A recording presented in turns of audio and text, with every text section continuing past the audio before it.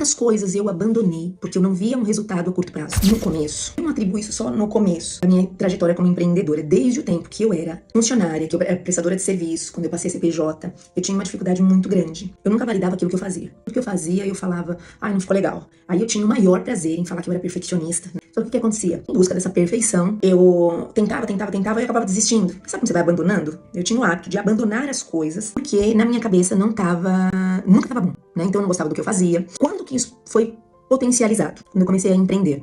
Foi ali, foi quando a internet estava começando a ganhar muita força, Instagram mais precisamente. E aí o que acontecia? Eu sempre naquela busca de melhorar disso, daquilo outro, nunca me achava pronta pra poder fazer. Aí eu olhava, passava um tempo, aí eu via alguma coisa que alguém tinha iniciado depois de mim. Aí eu falava, nossa, que bacana, né? E eu validava aquilo, admirava aquilo. E aí eu me colocava numa posição muito ruim. Eu me comparava e falava, poxa, fulano que começou agora tá muito além. E eu que já comecei esse tempo, não tô legal ainda. E eu sempre tive o hábito de estudar, mas eu associava que se eu estudasse, se eu buscasse novas técnicas, eu ia me preparar e estar pronta pra poder vencer essa dificuldade. Mas aí eu via que isso não acontecia. Aí eu tinha duas questões. Eu tinha a questão de ter estudado e não tá bom. E tinha a questão de pessoas que não tinham nem estudado nem nada e tava... E o que eu pude perceber? Foram anos, né? Tem 8 anos que eu fui curada. Eu falo que, obviamente, né?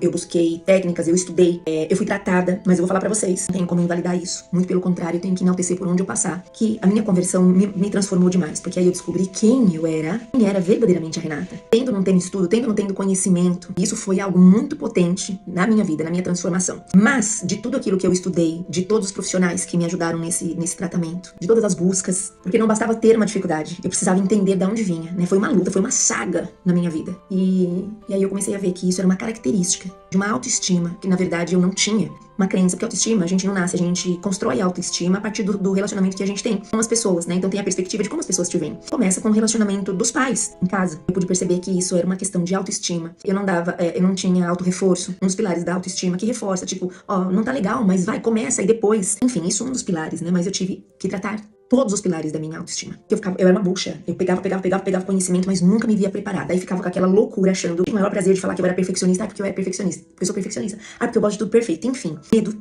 né, de rejeição, de fazer errado, de não fazer 100% e de não ser aprovada pelas pessoas, na verdade, de ser rejeitada pelas pessoas. Foi exatamente nesse período. Comecei nesse processo de cura, de transformação. Comecei a ter resultados. Comecei a ter paciência comigo. Nesse processo, comecei a ter resultados. E aí que veio a ideia de construir, de criar um mapa que eu pensava e penso até hoje, poxa, assim como eu sofri com isso, né, assim como eu era uma pessoa improdutiva, era uma pessoa com tantas dificuldades, quantas Renatas tem por aí? E detalhe, quando eu tratei estas questões, a empresa, a Madame Girret, que é uma das empresas que eu tenho, de decoração, ela começou a acontecer.